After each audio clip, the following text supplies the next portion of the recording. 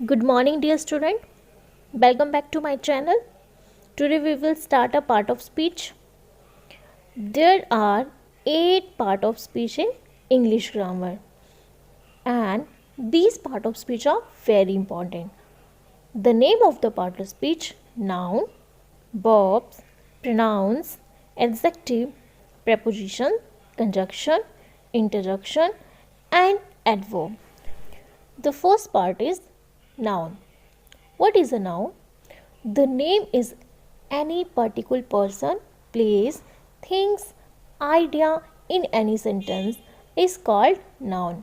मतलब नाउन ऐसे शब्द होते हैं जैसे किसी जगह का नाम हो, किसी वस्तु का नाम हो, किसी व्यक्ति का नाम हो, किसी आइडिया का नाम हो, या फिर साथ ही साथ किसी जानवर का नाम हो। वो सब किस में आते हैं? नाउन में आते हैं।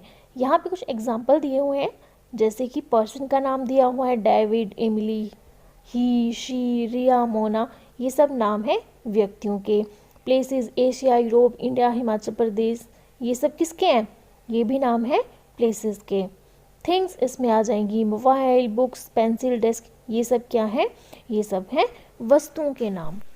Ideas, honesty, friendship, freedom, loyalty, ये सब क्या है? ये सब आइडियाज़ हैं।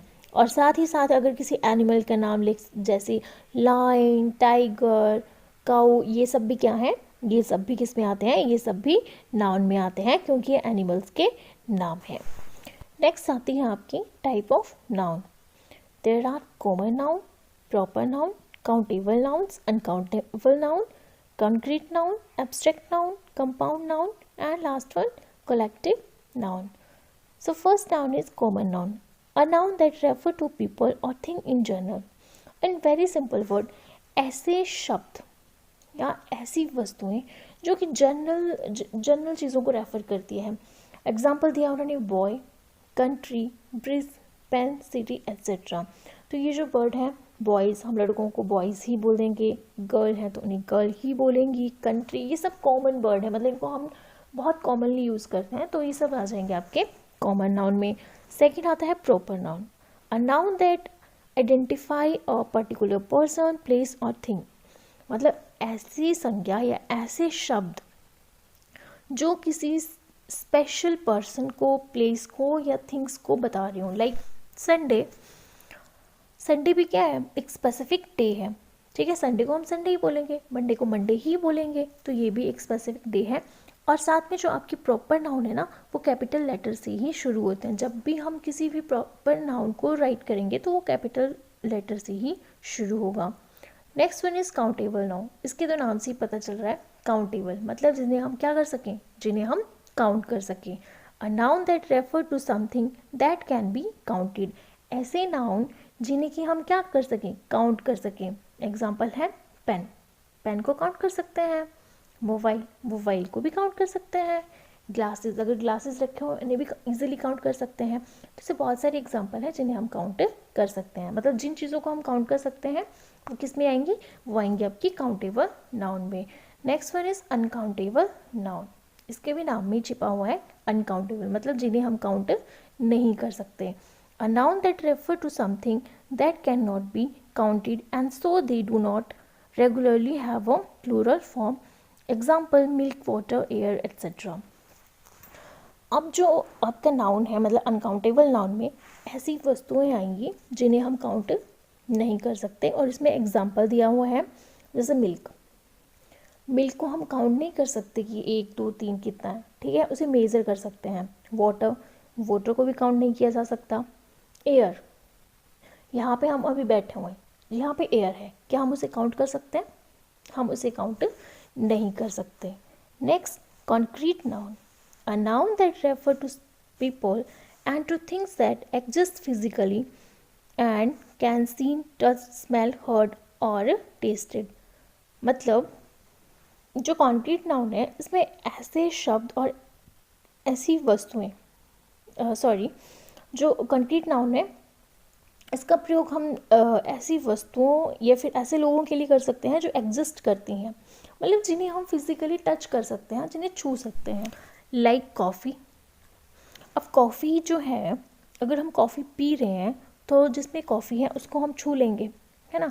अगर फ्लावर है, हमें फ्लावर दिख रहा है तो वो फिजिकली एग्जिस्ट कर रहा है, तो हम उसे क्या कर सकते हैं, हम उसे टच कर सकते हैं, ठीक है। तो ये सब किस में आएंगे, कॉन्क्रीट नाउन में, ठीक है।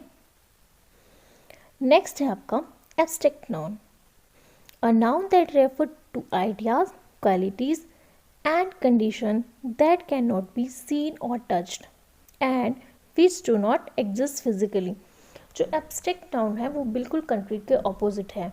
मीन्स इसमें ऐसे नाउन आएंगे जिसमें कि कोई आइडिया आपको आता है या फिर कोई ऐसी स्थिति होगी जिसको सिर्फ हम फील कर सकते हैं, ठीक है, उसे हम टच नहीं कर सकते, वो फिजिकली एग्जिस्ट ही नहीं करती हैं, हम सिर्फ उन्हें क्या करेंगे, फील करेंगे। जैसे लव, हेट, ये कुछ ऐसे वर्ड हैं जो किस में आएंगे, आपके एब्स्ट्रैक्ट नाउन में आते हैं।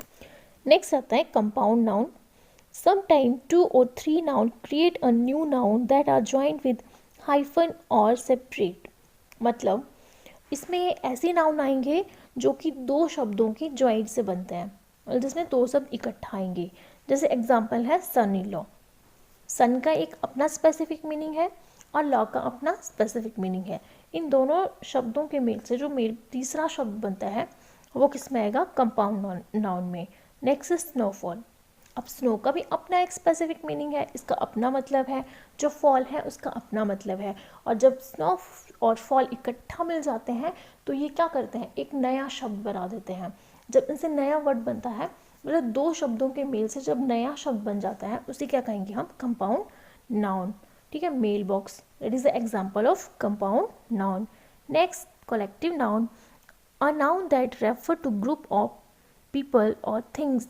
मतलब कलेक्टिव नाउन, कलेक्टिव मतलब कलेक्ट करना, ऐसा नाउन मतलब ऐसे नाउन जिसमें कि ग्रुप लोगों का समूह बताया हो या फिर वस्तुओं का समूह, मतलब जिसमें बहुत सारे लोगों को इकट्ठे बताया गया हो या फिर बहुत सारी चीज़ें इकट्ठी हो, वो सब किस में आएंगी, कलेक्टिव नाउन में।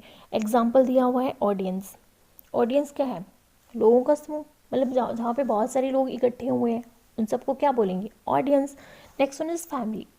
अब फैमिली जो है उसमें भी एक मेंबर तो फैमिली में नहीं आता, अगर एक से ज़्यादा मेंबर है तो वो मिलके फैमिली बन जाती है, ठीक है। आर्मी, अब जो आर्मी है वो भी क्या है, ग्रुप है ना, उसमें भी बहुत सारे लोग इकट्ठा रहते हैं, तो ये भी क्या है, कलेक्टिव नाउन के एग्जाम्पल हैं।